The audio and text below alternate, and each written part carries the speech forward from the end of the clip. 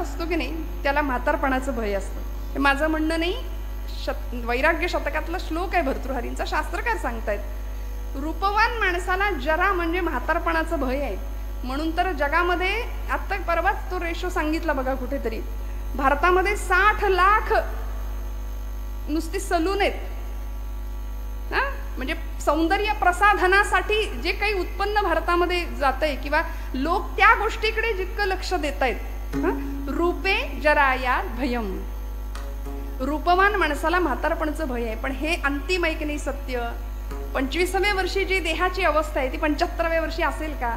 मान्य करावं माणसानी. आम्ही कीर्तनामध्ये बऱ्याचदा नारदीय कीर्तन, आता तुम्हाला माहिती आहे मी मागच्या वेळी नारदीय कीर्तन इथं केलं होतं. मग ते उत्सव असा असतो की सलग कीर्तन एकाच ठिकाणी असतात. मग मी एके ठिकाणी असं म्हटलं, मला राणी लक्ष्मीचं चरित्र सांगायचं होतं, झाशीच्या राणीचं. म्हटलं तरुण मंडळी जरा समोर पाहिजेत. पण मी असं म्हटलं की उद्या जरा काळे केस अपेक्षित आहेत, आज सगळेच पांढरे केस आहेत. माणसं एवढी हुशार, दुसऱ्या दिवशी सगळे डाय करून आले, हेअर डाय, सगळ्यांनी केस रंगवले. आम्ही जागच्या जागी डाय व्हायची वेळ आली. परिणाम रूपे जरायात भयम. वर्ण तिकीट पाठवले, भगवंतांनी निरोप दिलाय की बाबा झाला तुझा उत्तर रंग सुरू, आयुष्याचा उत्तरार्ध सुरू झाला 40 नंतर, मान्य करावं माणसाने. पण नाही, रूपे जराया भयम शास्त्रेवादी भयम. शास्त्रवान शास्त्रपंडित निपुण माणसाला वादाचं भय असतं. गुणे खल भयम, गुणवान माणसाला शत्रूचं भय आहे. काये कृतांतात भयम, आणि शरीराला मृत्यूचं भय आहे. किती घाबरू नये बघा. शरीर मृत्यूनी भयभीत आहे. आता येईल का उद्या येईल. कोरोनाच्या काळात आपल्याला सगळं मृत्यू असा गिरट्या घालत होता आमच्या आजूबाजूला. आमची माणसं कितीतरी गेली है की नाही. शरीराला मृत्यूचं भय आहे. काये कृतांतात भयम. पण उपजेते नाशे नाशिले पुनरपी दिसे, हे घटिका यंत्र जैसे परिभ्रमे गाजर माऊली म्हणते. तर आम्ही हे मान्य करावं आणि निर्भय राहावं. म्हणून तर तुकोबारायांना मरणाचा सोहळा करता आला. तुम्हाला मला करता येत नाही. आपण म्हणू मरणाचा कुठे सोहळा असतो का? पण महाराज म्हणतात आपुले मरण पाहिले म्या डोळा, धन्य तो सोहळा अनुपम्य. सोहळा केला, मरणा हाती सुटली काया, असं तुकोबराय म्हणतात. का हो? कारण निर्भय झाले, निर्भय अवस्था प्राप्त झाली. तुम्हाला मला ती अवस्था प्राप्त व्हावी म्हणून हरिभक्ताची लक्षणं आणि भक्ताचे लाभ तुकोबराय सांगतायत. बघा तुम्ही कुठल्याही गोष्टीच्या बाबतीत आम्ही एखादी गोष्ट करायला गेलो तर आपण पहिला प्रश्न विचारतो, मग मी हे केलं तर त्याने मला काय मिळेल? हे मी केलं तर मग काय होईल? मला काय मिळेल? प्राप्ती काय? लाभ. सध्या मनुष्य सगळ्यातनं लाभ बघतो, बरोबर ना? सगळ्या गोष्टीतून आपल्याला काय मिळेल, फायदा काय मिळेल. तुकोबरायांना आमच्या सगळ्यांची ही मनोवृत्ती माहिती आहे. म्हणून म्हणले भक्ती करा, हरिभक्त व्हा, तुम्हाला काय काय मिळेल. मोठीच्या मोठी यादी सांगितली या अभंगामध्ये. पहिली गोष्ट निर्भयता तर आहेच आहे, आणि अशी निर्भयता होती म्हणून अनेक हरिभक्त भक्तीच्या प्रांतामध्ये यशस्वी झाले. नवे पांडुरंगाला, आपल्या उपास्य देवतेला आपलंसं केलं. आमची राधाराणी असेल, मीराबाई असतील, कान्होपत्रा असतील, जनाबाई असतील. जनाबाईंना तर सुळावर चढवण्याची शिक्षा सुनावली गेली ना, पण निर्भय होत्या. पांडुरंगाला जाब विचारायच्या, अरे विठ्या विठ्या मूळ मायेच्या कारट्या. पुढचं फार वाईट बोलले, तिथे नाही बोलू शकत. जनाबाई का हो? हक्क होता परमेश्वरावरती, आणि जो खरी भक्ती करतो त्याचा प्रेमळ हक्क भगवंतावर असतो. तुम्ही आम्ही हक्क नाही राखू शकत, कारण आम्ही लबाड भक्त सगळे. आमची भक्ती म्हणजे फक्त दाखवण्यापुरती. खरं सांगू, ब्रह्मचैतन्य गोंदवलेकर महाराज म्हणतात की आपली भक्ती अशी असली पाहिजे की आपल्या घरच्यांना सुद्धा कळलं नाही पाहिजे आपला परमार्थ. इतका लपून परमार्थ पाहिजे. आपल्या शेजारच्याला सुद्धा कळलं नाही पाहिजे. आम्ही मात्र सगळीकडे दाखवत आमचा परमार्थ करतो. जनाबाईंचा परमार्थ असा होता, दळिता कांडिता तुझं गाईना अनंता. जात्यावर दळायला बसावं आणि पांडुरंगाला बोलवावं, दिशा उजळल्या गेला कोंबडा अरवून.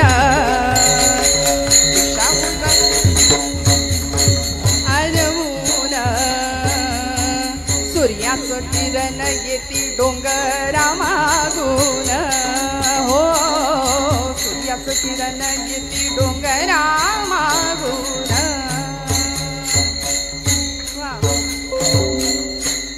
सनाई बैसली जात्यावरी दळायाला, पांडुरंग सखा येई तिच्या गमदतीला, घरच्या पिठाची घालू भाकर पती देवा, ही गोडी अमृताची पांडुरंगा वाटे हेवा. भगवंतांनी धावत यावं, जनाबाईंनी सांगावं, पांडुरंगा सख्या ये रे, हाक मारावी आणि भगवंतांनी धावत यावं. जने जने आलो ग, जनी मांडते दळाळा, नाम ओठी घोळते, भारी जड हे जाते तुझे या विना. पांडुरंगा संसाराचा ताप झालाय, संसाराचा उद्वेग झालाय. संसार म्हणजे ज्या संसारामध्ये आम्ही सुखाची अपेक्षा करतो तो संसार दुःखमुळे एवढ्यावरच थांबू नका, संसारच दुःख आहे. विठ्ठल विठ्ठल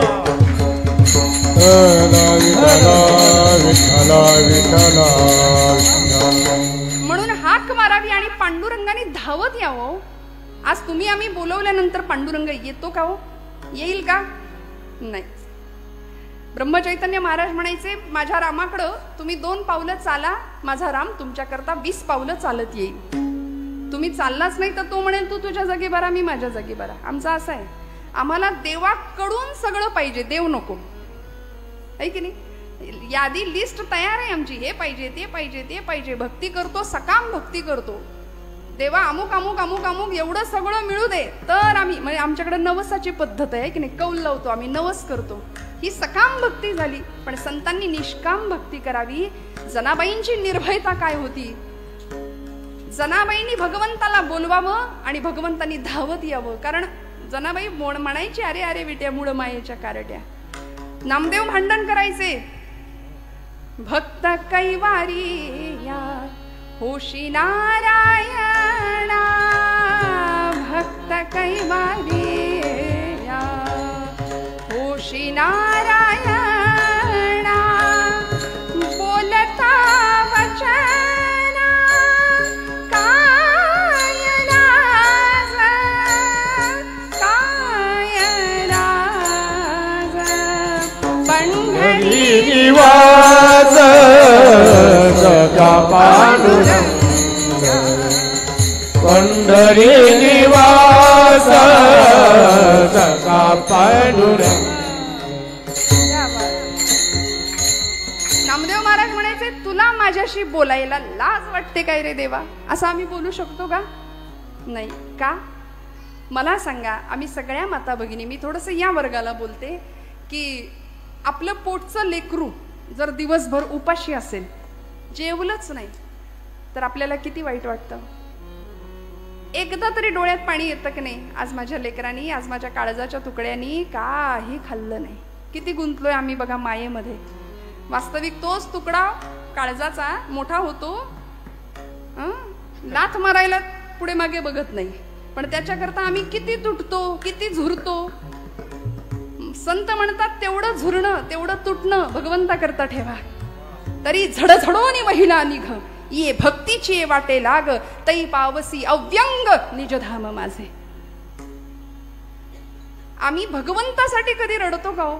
समजा आमचं पोरग जेवलं नाही म्हणून आम्ही एखाद्या वेळी डोळ्यात पाणी येईल. माऊलीचं नाव उच्चारल्यावर आमच्या डोळ्यात पाणी यावं, पण ते नाही येत. भगवंता पुढे नैवेद्य ठेवून आम्ही कधी रडलोय का? जसं पोरासाठी रडतो तसं. आज माझा देव जेवतच नाही, जेवतच नाही. आम्हाला वेळ कुठे? आम्ही काढून घेतो लगेच. खाल्लं बिल्लं तर करायचं काय त्याने? आम्हाला इतकी घाई आहे. भगवंता करता आम्ही रडत नाही. आणि खरं सांगू का, नामदेव महाराज रडले म्हणून पांडुरंग जेवला. अज्ञान स्वामी रडले म्हणून रामराय जेवले. ब्रह्मचैतन्य महाराज रडले म्हणून राम जेवला त्यांच्या हातनं. इथे आम्ही रडणार कुणी नाही, त्याला बोलवणार तर कुणी नाही. तो तिष्ठत उभा आहे 28 युगांपासून. पुन्हा कधीतरी एखादा माझा नामदेव यावा, मला हट्ट करावा जेवणाकरता. पुन्हा कधीतरी एखादी जनाई यावी, तिने मला बोलवावं. तो व्याकुळ आहे, तो आर्त आहे, तो भावाचा, भक्तीचा भुकेला आहे. आमचा नैवेद्य तो खात नाही. आणि खरं सांगू का, आपला नैवेद्य तो खात नाही, याच्यातच तो आपली आब राखू नये. विठ्ठल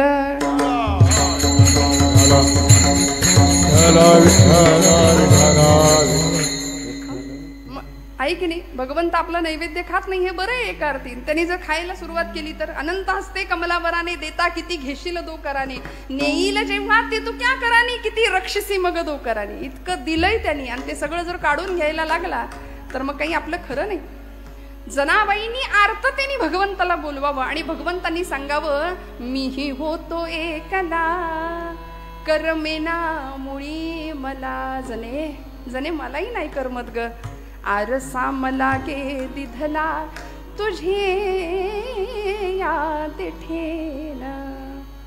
पांडुरंगा सख्या आलास करे, हात तुझा लागला रे, जात झालं हलक हलक, दारी आल अमृत पिक तुझी याद ठेन. पांडुरंगाने सांगावं, जने काय सांगू, मीही होतो एकला करमेना मुळी मला.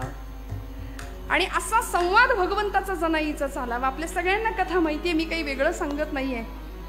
एखादी कथा जर सांगायला लागली ना, लोक म्हणतात ऐकलंय, माहितीये, परत काय. हे स्वतःला सॉफिस्टिकेटेड समजणारी माणसं बरं का, कीर्तनातली. श्रद्धा नाही, भाव नाही, व्यवहारातलं मोठेपण इथं सुद्धा जपणारी काही मंडळी असतात, पण आपल्यापैकी तसं नाहीये कोणी, याची मला जाणीव आहे. त्यावेळी प्रत्येक वेळी आमचा भाव जागृत होतो, आम्ही तिथं पोहोचतो. जनाबाईंचा भाव काय असेल एका क्षणापुरतं का होईना आम्हाला जाणवतं. आणि ज्यावेळी पांडुरंगाने दळायला सुरुवात करावी, भगवंताला सांगावं जनाईनी, पांडुरंगा तुला सवय नाही बाबा, कंबर बिंबर दुखेल. आडवे झाले भगवंत, गळ्यातला रत्नहार काढून टाकला, थंडी होती म्हणून जनाबाईनं आपलं कांबळं टाकावं. इकडे पहाड झाली, भूपाळीचे स्वर कानावर पडले. सगळे पुजारी म्हणतायत भूपाळी आणि लक्ष हाराकडं. विषयात बडबडलेली माणसं याहून दुसरं काय करणार. सगळी बडबड गडबड सुरू झाली. सगळे विकारग्रस्त आम्ही माणसं, आम्ही सगळं याकडेच लक्ष देतो. बघा तुम्ही, ताबडतोब जनाईवर आळ घेतला गेला, तिला पकडलं गेलं. आपली कथा पुढची सगळी माहिती आहे तुम्हाला.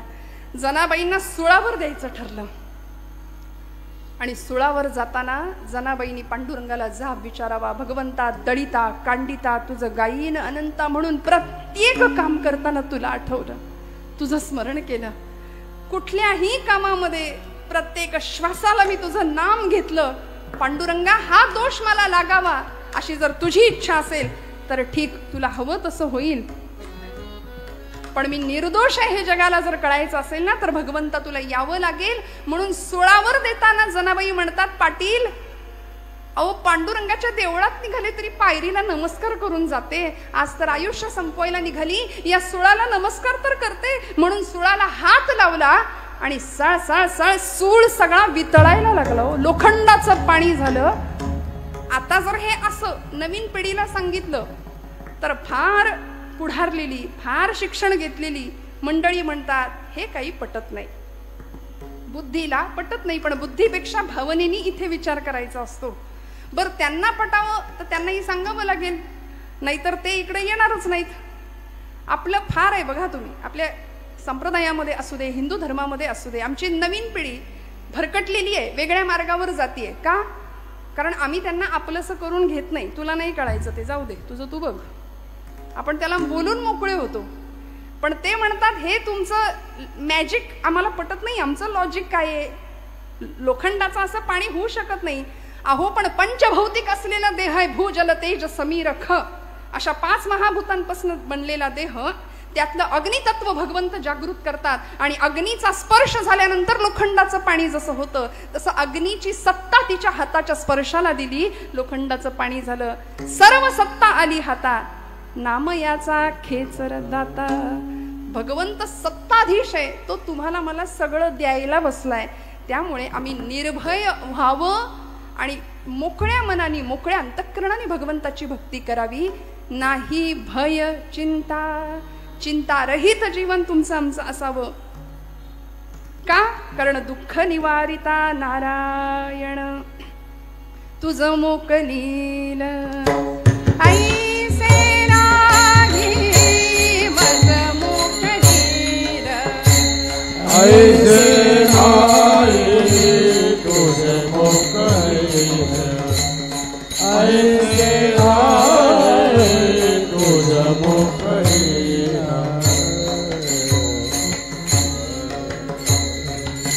सकल जीवांचा करीतो सांभाळ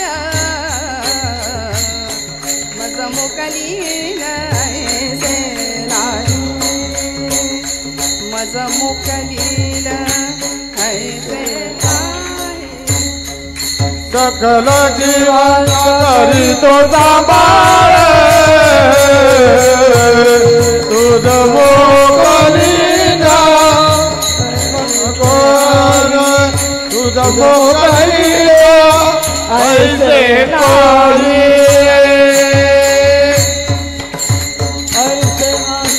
चिंतारहित असावं सकल जीवांचा करीतो सांभाळ तुझं मोकलीला ऐसे नाही. का बरं आपल्याला सोडेल? कारण तो कसा आहे दुःख निवारिता नारायण तुकोबराय म्हणतात. आणि मग हे सगळं कळायचं असेल तर आम्ही काय केलं पाहिजे? अभंगाचं दुसरं चरण.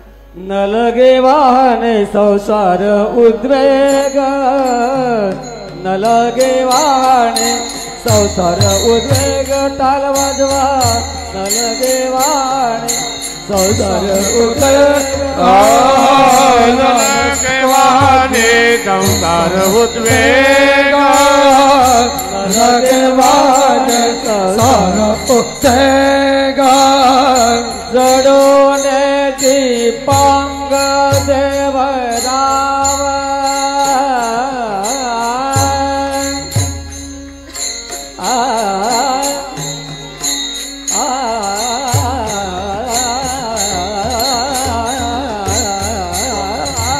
जडोने दीपांग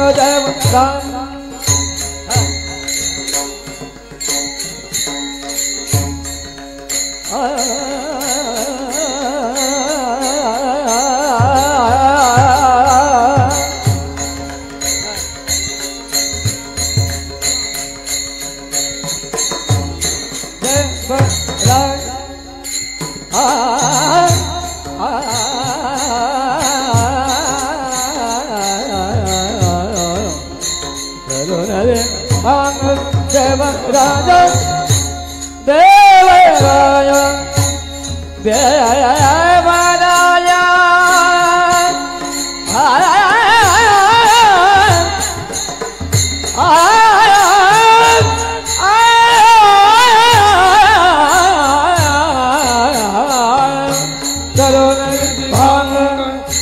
देवराय जलोन दीपांग देवराय जलोन दीपांग देवराय न लगे वाहने संसार उद्वेग न लगे वाहने संसार उद्वेग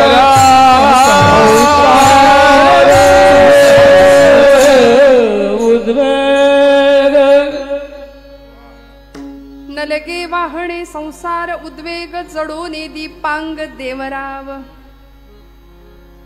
तुकोबरायांनी सांगितलंय भगवंतावर एकदा विश्वास ठेवला की नाही की संसारातला उद्वेग करायची गरज नाही. न लगे वाहणे संसार उद्वेग जडोने दीपांग देवराव. भगवंत उसणं शिल्लक ठेवत नाही. कर्ज ऋण भगवंत सगळं फेडतो, व्याजासहित फेडतो. काय दिलं ओ सुदाम्यानी? मुठभर पोहे दिले.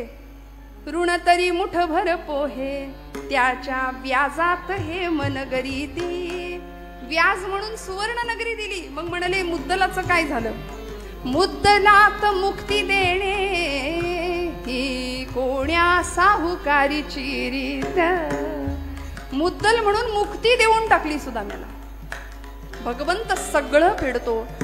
दरबारामध्ये दुःशासनाने केसांना धरलं होतं, फरफटत आणलं होतं. दयेची याचना करत होती आमची द्रौपदी माता. कितीतरी अर्जव करत होती, विनवण्या करत होती, भीक मागत होती रक्षणाची. द्रोणाचार्य, कृपाचार्य, अश्वत्थामा, पितामह, भीष्म, एकापेक्षा एक बलाढ्य महारथी पांडव प्रतापी होते. पण तरी सुद्धा नाही कोणी धावलं लज्जा रक्षणासाठी. दोन्ही हात सोडून हात उंचावली आणि भगवंताला सांगितलं, हे भगवंता, हे माधवा, हे अनंता, हे मधुसूदना, धाव म्हणून. आणि भगवंतानी सगळं ऋण जडोने दी पांग देवरावा. नाही सोडलं, नाही ठेवलं, सगळं फेडून टाकलं. एका चिंधीचं ऋण सहस्त्रपटींनी वस्त्र पुरवलं द्रौपदीला त्या परिस्थितीमध्ये. आज आम्ही भगवंताचे भक्त म्हणवतो, वारसदार म्हणवतो, स्वतःला हरिभक्त म्हणून घेतो, पण भगवंताचे हे गुण सुद्धा तुमच्या माझ्यात आले पाहिजेत याचा विचार आम्ही करत नाही. महाराज म्हणले, नलके वाहणे संसार उद्वेग. ज्या संसाराला तुम्ही आपलं आपलं आपलं कवटाळून बसलाय तो संसार वास्तविक तुमचा नाही. ते सगळं इथं राहायचंय. आम्ही असे बांधावर उभे राहतो आणि येणाऱ्या पाहुण्याला सांगतो, ते झाड दिसतंय का, तो डोंगर दिसतोय, तिथपर्यंत सगळं माझं. ती वसुंधरा माता, ती धरणी माता हसते तुमच्यावरती, म्हणते याचा पंजा सुद्धा हेच म्हणायचा, याचा आजा सुद्धा हेच म्हणायचा. हे सगळं अहंता आणि ममता या दोन गोष्टी अत्यंत घातक आहेत. मी आणि माझं, यामुळे संसाराचा उद्वेग झाला. संसाराला आम्ही आपलं म्हणून बसलं. दुःखमय असलेला संसार फक्त दुःखाला कारण ठरला आणि आम्ही दुःखी झालो. वास्तविक जो प्रपंच आपला आहे त्या प्रपंचामध्ये सुख आहे का हो? गेले 2 पती पत्नी, 65-70 वर्षाचं वय होतं. आजीचं वय 65 आणि 70चे एक वयोवृद्ध आजोबा. कुठे गेले? कोर्टात गेले. वकिलाला म्हणाले घटस्फोट पाहिजे. वकील म्हणले आता थोड्यासाठी कशाला, झालं ना तुमचं आयुष्य, संपत आले, एवढे दिवस एकत्र राहिला आणि म्हातारा बाबा आता तुम्ही घटस्फोट का मागताय? नाही म्हणाले, ही म्हातारी काही सुखाने जगू देत नाही. म्हणजे संसार इतका केला तरी सुद्धा प्रपंचामध्ये सुख नाही. नाही म्हणे तरी सुद्धा मला सांगा घटस्फोट का मागताय? आता किती दिवस राहिले, छान मजेत घालवा, छान एकत्र गुण्या गोविंदांनी संसार करा, उरलेला जो काही आहे तो. नाही म्हणाले, पहिल्या दिवसापासून हिने मला त्रास दिलाय. म्हणाले वकील म्हणले काय त्रास दिलाय? अहो मिळेल हातात वस्तू, जे भांड मिळेल, लाटणं असू दे, उलटणं काय असेल ते फेकून मारते म्हणले मला. मग म्हणले इतके वर्ष सहन केलं तुम्ही, सहन नाही केलं, आता नेम लागायला लागलाय म्हणले. विठ्ठल विठ्ठल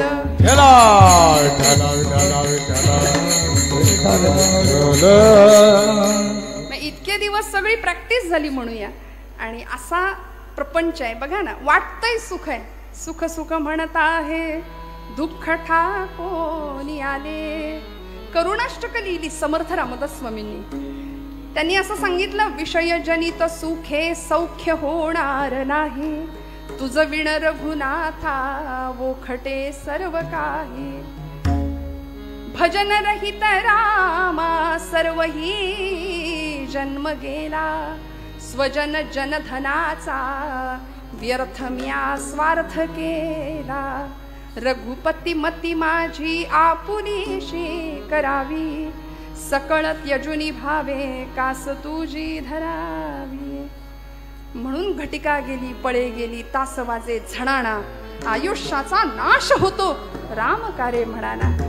हा संसार आम्हाला बंधनाला कारणीभूत ठरणार आहे. ते भुंग्यासारखं आमचं असे आम्ही गुंतून बसलोय आणि तो भ्रमर रात्रभर कमळाच्या फुलात जाऊन बसला. का? आता उजाडेल, मग उजाडेल. त्या कमळानी पाकळी मिटली. एरवी लाकूड पोखरणारा भुंगा पाकळी कातरू शकला नाही. मनात आलं असतं तर पटकन बाहेर पडता आलं असतं, पण तिथे बंधनात, संसार प्रेम बंधनात अडकला. आमचं असंच होतं. म्हणून महाराज म्हणले, नलगे वाहणे संसार उद्वेग, जडोने दीपांग देवराव. बर परमार्थासाठी आवश्यक असलेल्या 2 गोष्टी. अभंगाचं 3रं चरण. असो द्यावा धीर सदा समा, असो द्यावा धीर सदा समाधान, असो द्यावा धीर सदा समाधान, असो द्यावा धीर सदा समाधान, असो द्यावा धीर सदा समाधान, द्यावा धीर सदा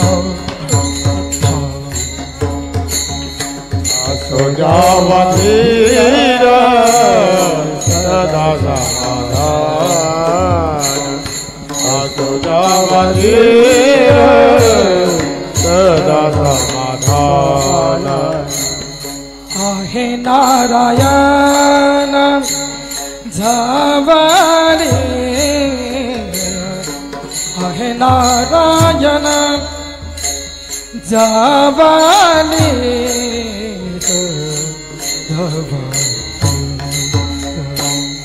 नगे वाहने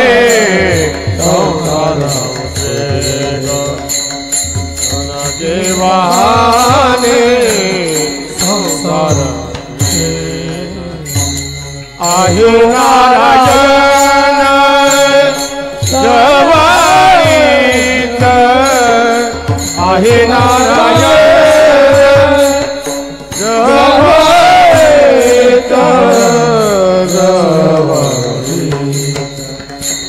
नगे वाहने संसार उद्वेग नगे वाहने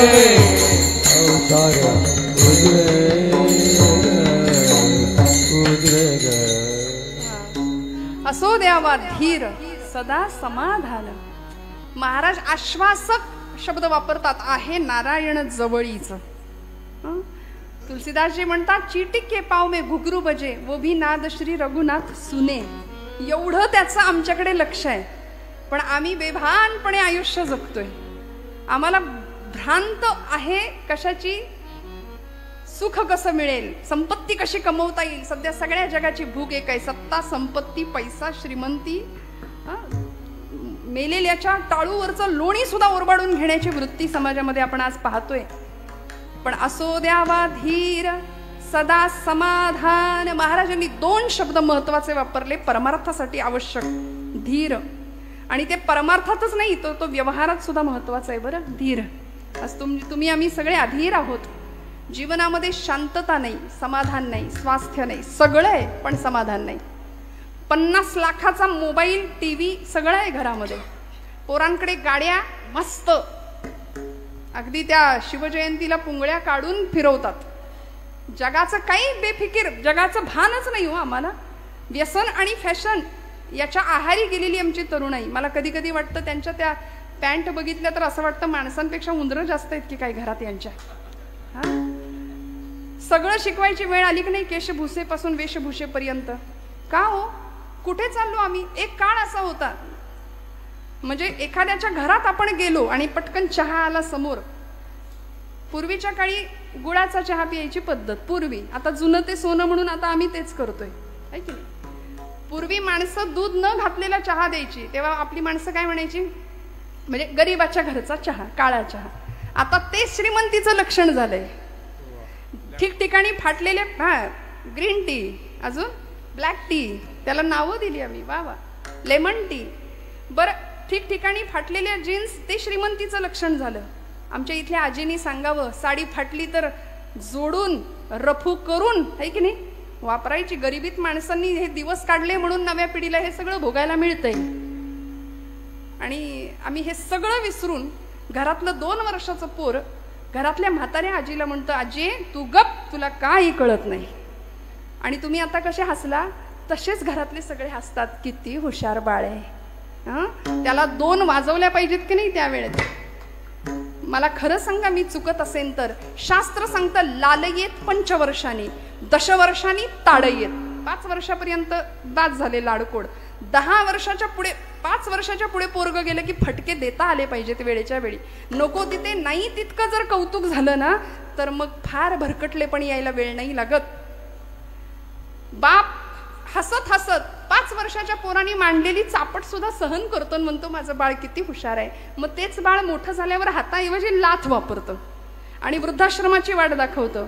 मला काही दिवसांपूर्वी वाचलेला रेशो आहे, भारतामध्ये हिंदू धर्मीयांची वृद्धाश्रम जास्त आहेत. किती लाजिरवाणी गोष्ट आहे. मुस्लिम पंथामध्ये आपल्या आई वडिलांना वृद्धाश्रमात पाठवायची व्यवस्था किंवा पद्धतच नाहीये, ते सांभाळतात. आज तुम्हाला आम्हालाच आमचे पालक जड का होत आहेत, का आमची पोरं वृद्धाश्रमाचा रस्ता आई वडिलांना दाखवतायत. सगळं असून बेवारस असल्यासारखे पालक वर्ग का बरं. रक्ताचे पाणी करावं, हाडाची काढ करावी, सगळं करावं. का हो, आम्ही अधीर झालो, असंयमित जीवन, मर्यादे पलीकडचं जीवन आज आम्ही बघतोय, भोगतोय आजूबाजूला. इथल्या प्रत्येक पुरुषांनी, माता भगिनींनी मला सांगावं की आमची तरणी ताठी पोर जर घरातनं बाहेर पडली आणि संध्याकाळी 7 वाजून जरी गेले आणि ती घरात नाही आली तर आमच्या काळजाचा ठोका चुकतो की नाही? का हो? कारण मर्यादे पलीकडचं जग आज आपण बाहेर पाहतोय. मग अशा परिस्थितीमध्ये आम्ही भपकेपणाकडे लक्ष द्यावं, भप्पकपणाकडे लक्ष द्यावं की आहे त्याच्यामध्ये समाधानी राहून खऱ्या अर्थी आमच्यातलं आत्मतत्व जागृत करावं, खऱ्या अर्थी परमार्थाची कास धरावी आणि मुलींना स्वसंरक्षण कसं करता येईल यासाठी आम्ही त्यांना सिद्ध आणि कटिबद्ध बनवलं पाहिजे की नाही? मला सांगा. असे टपून बसलेत, कधी आमच्या उमऱ्यात येतील सांगता येत नाही. लव जिहादवाले आमच्या पोरी बाळींना फूस लावून फसवून घेऊन जातायत, धर्मांतर सरळ घडतायत. आणि हा परिसर तुम्हाला मला काही मी काय सांगावं इथं येऊन? आपण सगळं जाणता, आपल्या सगळ्यांना सगळं माहिती असतं, फक्त ज्यांनी बोलायला हवं ती मंडळी बोलत नाहीत म्हणून सगळं बिघडतंय. नको बोलायला हवे त्यांचे आवाज भयंकर वाढतायत. धर्मावरती विशिष्ट प्रकारे घाला घातला जातोय. आमच्या देवी देवतांवर, आमच्या संतांवरती नको त्या प्रकारे प्रहार केले जातात आणि आम्ही शांतपणे बसलोय, कुणाच्या घेण्यात नाही, कुणाच्या देण्यात नाही. आम्हाला कशाची फिकीर नाही, परवा नाही. महाराज म्हणले असो द्यावा धीर सदा समाधान. समाधानी संतांना जमलं, महापुरुषांना जमलं, वीरांना जमलं. मला सांगा, सावरकर आले होते बॅरिस्टरीचा झगा पांघरून लंडनवरून, बॅरिस्टर होऊन आले होते, पण ती पदवी नाकारली. इथं आल्यानंतर 2 BHK 3 BHK घेता आला असता, बंगले बांधता आले असते, जमिनी घेता आल्या असत्या. संतांना करता आलं असतं की नाही? माऊलींना विचारावं, माऊली तुम्ही काय केलं इथं येऊन? तुम्ही काही घेतलं का एकरभर जमीन? माऊली म्हणले, हे विश्वची माझे घर, ऐसी मती जयाची स्थिर, किंबहुना चराचर आपणची झाला. म्हणून आज तुम्ही आम्ही बंगले बांधतो, पण आमच्या घरामध्ये माऊलींचा फोटो असतो. वसुधैव कुटुंबकमची भावना संतांना समजली, कारण ते सदैव समाधानी होते. तुकोबराय म्हणले, ठेविले अनंते तैसेची राहावे. आणि हे समाधान प्राप्त व्हावं याकरता आमच्या संतांनी प्राणपणाने प्रयत्न केले, लढले. किती? 11:30 पर्यंत वेळ आहे आपल्याकडे का नाही? 11:15. बरं, टाइम लिमिट दिलेला आहे. अशी समाधानी वृत्ती तुमच्या माझ्याकडे असेल, बघा समाधान पाहिजे की नाही? नाहीतर आपलं दिलंय म्हणून घ्यायचं 12 वाजेपर्यंत. आम्हाला नारदीय कीर्तनाची फार सवय, 2-2.5 तास आपलं एकटंच बडबडत बसायचं. पण हे आहे याचं भान ठेवलं पाहिजे. विठ्ठल विठ्ठल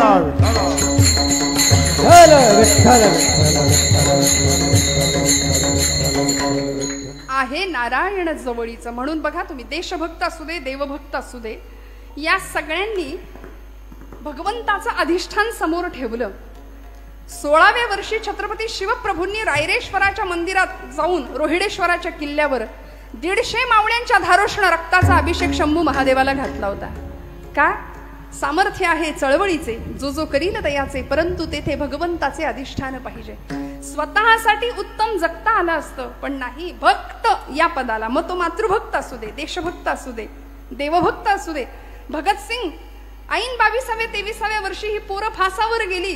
कल्पना करा, आमच्या घरातली 22-23 वर्षाची पोरं, काय वय होतं, पण तरी सुद्धा देशमातेसाठी प्राणांचं बलिदान दिलं.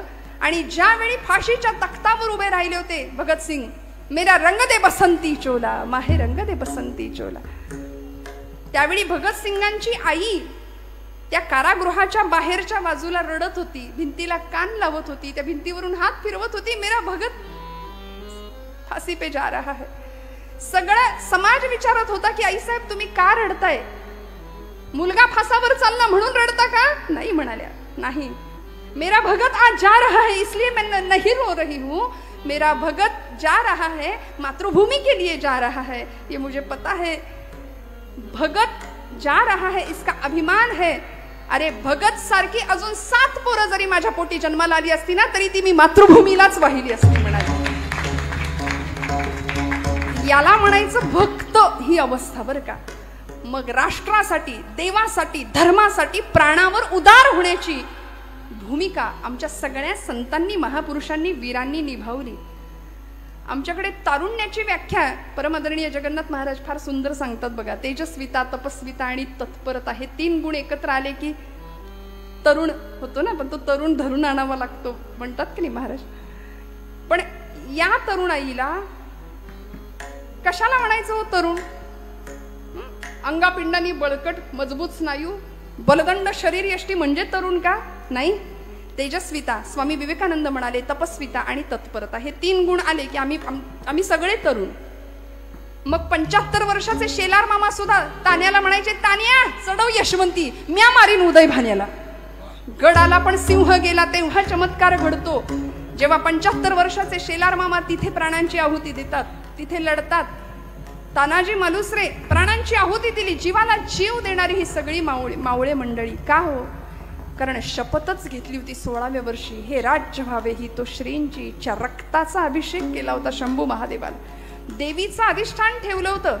देवी उमे कालिके आदिशक्ती शिवानंदिनी भक्त कल्याणिनी चंडासुर छेदिनी भद्रकालिनी शंभासुर प्राण संहारिणी दाक्षायणी शैल राजेंद्र कन्ये जगत स्वामिनी राजेश्वरी. कुळाची भवानी तुला प्रार्थितो हा शिवाजी रणी रे जय स्वामिनी. देवी उमे कालिके आदिशक्ती शिवानंदिनी भक्त कल्याणिनी चंडासुर छेदिनी भद्रकालिनी शंभासुर प्राण संहारिणी. कुळाची भवानी तुला प्रार्थितो हा शिवाजी रणी दे जय स्वामिनी. आई जगदंबेची पूर्ण कृपा होती म्हणून हा राजा सिंहासनाधीश्वर छत्र चामर परिधान केलेली, पण तरी सुद्धा गळ्यामध्ये देवी भक्तीची कवड्याची माळ घालत होता. हातामध्ये पोत घेऊन देवीचा भुतिया म्हणून गोंधळी बनून नाचत होता. हे गोंधळी गोंधळी अंबेचे गोंधळी गोंधळी गोंधळी गोंधळी आम्ही अंबेचे गोंधळी. गोंधळी गोंधळी आम्ही अंबेचे गोंधळी. आमचा घालावा गोंधळन वासुदेव हरिनाम संबळ. आमचा घालावा गोंधळ हरिनामे संबळ. तिथं विठूचं राऊळ तिथं संतांचा गोंधळ. जिथं विठूचं राऊळ तिथं संतांचा गोंधळ. गोंधळी गोंधळी आम्ही अंबेचे गोंधळ. गोंधळी गोंधळी आम्ही अंबेचे गोंधळी. आम्ही अंबेचे गोंधळी. आई राजा उध उध म्हणून हातात पोत घेऊन. का हो? सामर्थ्य आहे चळवळीचे, जो जो करील तयाचे, परंतु तेथे भगवंताचे अधिष्ठान पाहिजे. म्हणून स्वराज्यावर आलेली सगळी संकट परतावून लावण्याचं धैर्य, साहस, पराक्रम आणि ताकद होती, कारण निर्भय अवस्था प्राप्त झाली होती. हरीची या भक्ता नाही भय चिंता. कारण जिजाऊ माऊलींनी अगदी लहानपणापासून हरिभक्ती शिकवली होती. रावणाला मारणारा राम शिकवला होता, कंसाला मारणारा कृष्ण शिकवला होता, पराक्रमी कीचकाची छाती फोडणारा भीम शिकवला होता. आता आमच्या पोरांना विचारा भीम म्हणजे काय हो? ते पोरग म्हणतो छोटा भीम, कार्टून मधला लाडू खातो. पण पांडव प्रताप पांडव गीतेमध्ये वर्णन केले. धर्मो विवर्धति युधिष्ठिर कीर्तनेन पापम प्रणश्यति ब्रुकोदर कीर्तनेन माद्री सुतो कथयताम न भवन्ति रोगाः. शत्रुं विनश्यति धनंजय कीर्तनेन. प्रत्येक पांडवाचं गुणवर्णन केल्यानंतर आम्हाला फायदा आहे, लाभ आहे. धर्मो विवर्धति युधिष्ठिर कीर्तनेन. धर्मराजांबद्दल ऐकल्यावर बोलल्यावर धर्मभावना जागृत होते. शत्रुं विनश्यति धनंजय कीर्तनेन. शत्रूंचा नाश होतो अर्जुनाचं चिंतन केल्यावर, गुणवर्णन ऐकल्यावर, पराक्रम ऐकल्यावर. वृकोदर म्हणजे भीमसेन, भीमांचं गुणवर्णन ऐकल्यानंतर अंतःकरणातली पापभावना जाते. आणि माद्रीसूत म्हणजे नकुल सहदेव यांचं वर्णन ऐकल्यानंतर रोगांचा नाश होतो. मग हे सगळं आम्ही ऐकायचं सोडून आज आमचे हिरो बदलले, आदर्श बदलले. असो, माझा त्याबद्दल बोलण्याचा आत्ता तरी भाव नाहीये. पण या पलीकडे जाऊन तुकोबराय सांगतात, आहे नारायण जवळीचा थोडा विश्वास ठेवा. भगवंत आहे आणि तो आहे. बरं, दर्शनशास्त्रामध्ये ईश्वरी अस्तित्वाच्या काही खुणा सांगितल्या जातात. परमेश्वर आहे याच्या खुणा: अचानक सुगंध येतो, अचानक मंद वारा येतो, अनाहत नाद ऐकू येतो, बासरीचा मंजूळ स्वर कानी येतो. वारीतल्या लोकांना अनुभव असतात, कुठेही फुल नसतं पण अचानक सुगंध येतो, आणि जिथं सुगंध आहे तिथं कृष्ण परमात्मा आहे. दर्शनशास्त्र आहे, भगवंत आपल्या अस्तित्वाची खूण देतोच देतो, फक्त ती जाणून घेण्याची भावना असावी. आणि मग नवविधातल्या सर्वश्रेष्ठ भक्तींमध्ये अशी एक भक्ती आहे, त्या भक्तीकडे जाताना पहिली भक्ती तुकोबर आमचे भागवतकार सांगतात, श्रवणम कीर्तनम. आणि या कीर्तन भक्तीमध्ये असलेली नाम साधन ही भक्ती, ती आम्हाला नित्य निखळ परमानंद दिल्याशिवाय राहणार नाही. म्हणून हाताने टाळी, मुखाने नाम. विठोबा जय जय विठोबार कुमार, जय विठोबार कुमार, जय विठोबार कुमार, जय विठोबार कुमार, कुमार कुमार, जय विठोबार कुमार, जय विठोबार कुमार, जय विठोबार कुमार, कुमार कुमार, कुमार कुमार, जय जय कुमार कुमार, कुमार कुमार,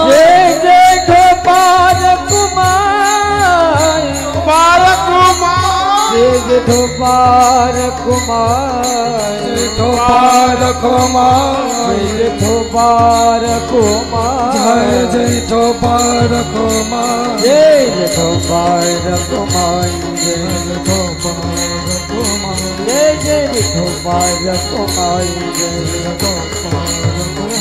जय जय विठोबार कुमार, कुमार कुमार, जय विठोबार कुमार, जय जय कुमार कुमार, विठोबार कुमार, जय जय विठोबार कुमार, कुमार कुमार, जय जय कुमार कुमार, विठोबार कुमार, जय जय विठोबार कुमार, कुमार कुमार, जय जय कुमार कुमार, हरि जय जय हरि जय जय हरि जय जय हरि जय जय, हरि हरि हरि हरि हरि हरि जय जय हरि हरि हरि हरि हरि जय जय, हरि हरि हरि हरि जय जय हरि हरि हरि हरि जय जय, विठोबार कुमार, कुमार कुमार, हरि जय जय हरि हरि जय हरि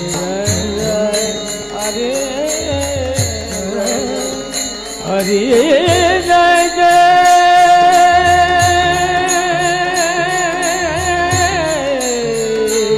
हरि जय जय जय जय जय जय कुमार कुमार, जय जय कुमार कुमार, जय जय कुमार कुमार, जय जय कुमार कुमार, जय कुमार कुमार, जय कुमार कुमार, जय जय कुमार कुमार, जय कुमार कुमार, जय जय कुमार कुमार, जय कुमार कुमार, जय जय कुमार कुमार, जय कुमार कुमार, जय जय कुमार कुमार, जय जय कुमार कुमार, जय जय कुमार कुमार, जय जय कुमार कुमार,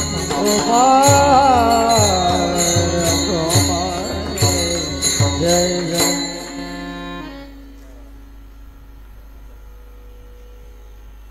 वडघर मधल्या सगळ्याच लोकांचा उत्साह, कीर्तनावरचं प्रेम आणि संतोष भाऊंचं नियोजन आयोजन सर्वच अप्रतिम आहे, यात शंका नाही.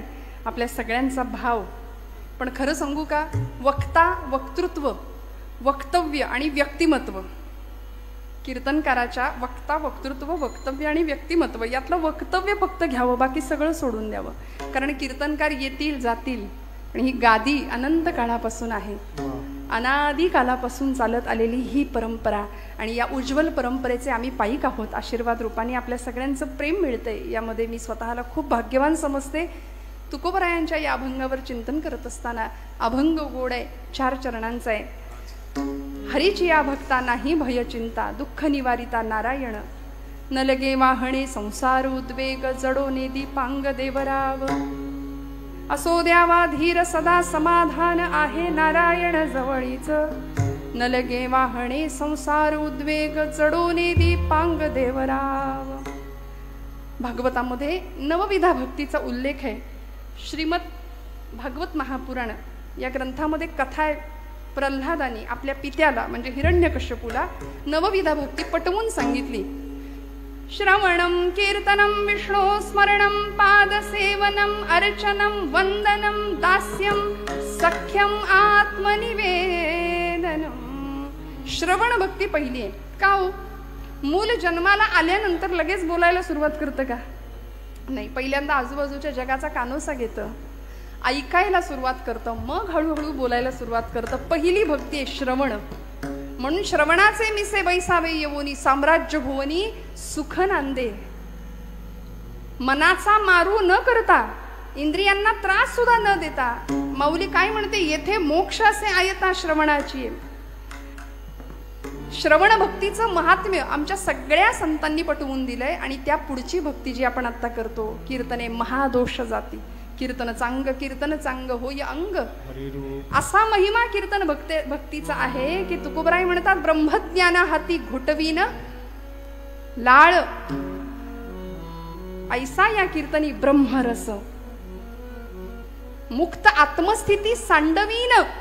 काय संतांचा दृढ विश्वास आहे बघा या नामभक्ती विषयीचा. म्हणून कलियुगामध्ये तुम्हाला मला तारणारं एकमेव साधन आहे. बाकी सगळं आपण करूया, व्यवहार उत्तम करूया, प्रपंच नेटका करूया, भरपूर पैसा, जे काही प्रत्येकाला जे हवंय ते सगळं मिळवायचंय. पण हे करत असताना तुमच्या माझ्या जीवनाचा पाया जर भक्तीचा असेल तर आयुष्यात कितीही संकट आली, आणि आयुष्याचं नावच संघर्ष आहे ना. आपण ECG कुणाचा कधी काढताना बघितलंय का? ECG मशीन, त्या ECG मशीनच्या रेषा बघितल्यात का? ती रेष कधी सरळ असते का जिवंत माणसाची? तो माणूस जिवंत आहे तोपर्यंत ती रेष वर खालीच चालू राहते. एकदा का ती रेष सरळ झाली की श्वास संपला, जीवन संपलं. मग रात्रंदिन आम्हा युद्धाचा प्रसंग, अंतर्बाह्य जग आणि मन, हे तुकोबांनी सांगून दिलंय. मग कशासाठी मुडदूस चेहरे करून आम्ही जगायचं? संघर्ष प्रत्येकाला आहे, दुःख प्रत्येकाला आहे, प्रत्येकाला सहन करायचंय. आलिया भोगासी सगळं सहन करायचंय. आपलीच कर्म फळ आहेत, ती फळं आपण इथे भोगतोय. दुसरं काय आहे? कुणाला निंदा करायची, कुणाला द्वेष द्यायचा, कुणाला बोल लावायचा? एखाद्याला दुखवण्याकरता तुमची माझी योजना भगवंतांनी केली आहे का? नाही ना.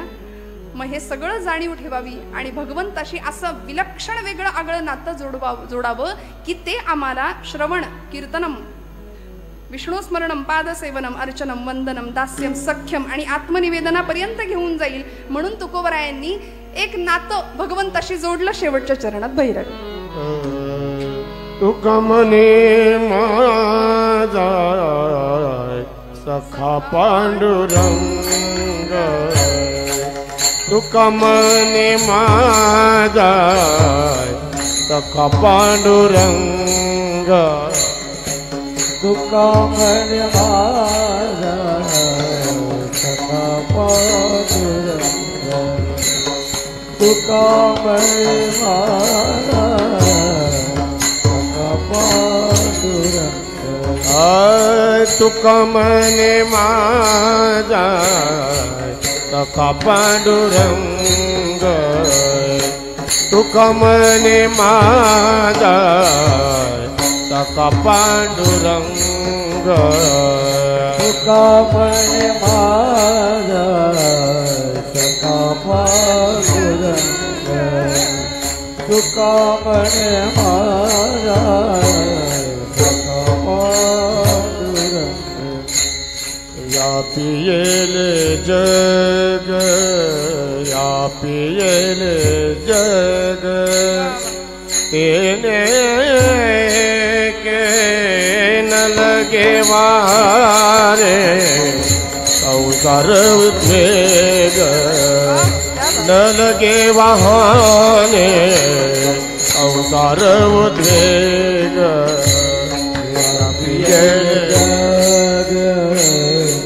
व्यापिये जग येणे नलगे वाहने नलगे वाहने संसार उद्वेग जडोन दीपांग देवराम जडोन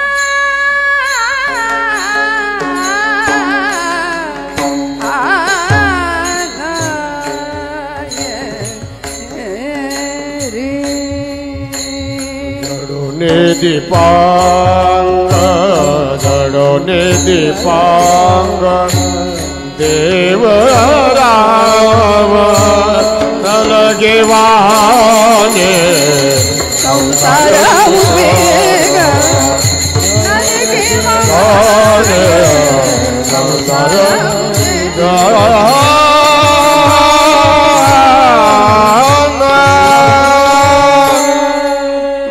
क्या बात, टाळे बसवा एकदा जोरदार. क्या बात. बरं, या मंडळींना विचारलं ना राग कुठला होता, नाही माहिती म्हणतात. हे इतकं विलक्षण आहे सगळ्यांचं बरं का. संतोष भाऊ सुद्धा आता गाणं शिकतायत गेल्या 2 वर्षांपासून ना मला. हो ना, त्यामुळे यंदा दिसलेत ते माईक समोर. गोरक्षनाथ महाराजांचं सुद्धा मोठेपण यातच आहे की यांना शास्त्र विचारलं त्यामागचं राग कुठला, वादी संवादी काय, वर्जस्वर कुठले, काही माहिती नाही. पण गळ्याची जात आणि भगवंतांनी दिलेला हा प्रसाद, ती मंडळी ही सगळीच, सुनील महाराज काय, गोरक्षनाथ महाराज काय, जपतायत प्राणपणाने. आणि तोच भाव आहे की हा भगवंतांनी दिलेला प्रसाद आहे, यामध्ये आपलं काही नाही. परमादरणीय भानुदास महाराजांचाही तोच भाव आहे. नादब्रह्माची अनेक वर्षांपासून सेवा करत आलेली ही मंडळी, स्वरब्रह्माची सेवा करत असलेली ही मंडळी, मनापासून झालेली सेवा सगळ्यांच्या चरणी रुजू करते. तुकोबरायांनी भगवंताशी नातं जोडलं सख्यत्वाचं, जे अर्जुनाचं होतं. हो ना, भगवंताशी कुठलं तरी नातं जोडावं. द्रौपदींनी नातं जोडलं, कुंती आत्यांनी नातं जोडलं. मी म्हणते नाही कुठलं नातं जोडता आलं तरी तू देव मी भक्त ऐसे करी. बस, तुकोबरायांनी हेही नातं आम्हाला सांगितलंय. अद्वैती तो माझे नाही समाधान, ठेवून निराळा राही मज, देव भक्तपण सुखाचा सोहळा. भगवंता तू देव मी भक्त ऐसे करी. नको ब्रह्मभाव, नको आत्मस्थिती, मला काही नको भगवंता. तुझ्याशी नातं असं जोडू दे की जगात कुणीही प्रयत्न केला तरी ते तुटता कामा नये. त्याला भगवद्गीतेमध्ये भगवंतांनी शब्द वापरलाय, ममई मांशो जीवलोके जीवभूत सनातन, मनःषष्ठाणी इंद्रियाणी प्रकृती स्थानी करशती. सनातन संबंध. बस, झालेली सेवा भगवंत चरणावर अर्पण करते. बोलत असताना काही वेळ वाकडं गेलं असेल तर मोठ्या अंतःकरणाने क्षमा करा. आपण सगळे ज्येष्ठ श्रेष्ठ श्रोतृवर्ग मनापासून सगळ्यांना हृदयस्थ परमात्म्याला नमस्कार करते. आजच्या कीर्तनाचे संयोजक आयोजक सगळ्यांच्या चरणी कृतज्ञताभाव व्यक्त करते आणि सेवेला विराम देते. ज्ञानेश्वरा महाराज ज्ञानेश्वर माऊली, महाराज ज्ञानेश्वर माऊली. विठ्ठल जय जय विठ्ठल, जय विठ्ठल जय जय जय विठ्ठल जय जय विठ्ठल, जय विठ्ठल जय जय. बोलिलेले गोरे वेडुआ गोरे होतरे, करा क्षमा अपराध महाराज तुम्ही सिद्ध, नाही उच्चारिला अधिकार म्या बोला. करा क्षमा अपराध महाराज तुम्ही सिद्ध, का म्हणे ज्ञानेश्वरा राखा पाया वेगेंकरा. करा क्षमा अपराध महाराज तुम्ही सिद्ध. रामकृष्ण हरी. जय हरी.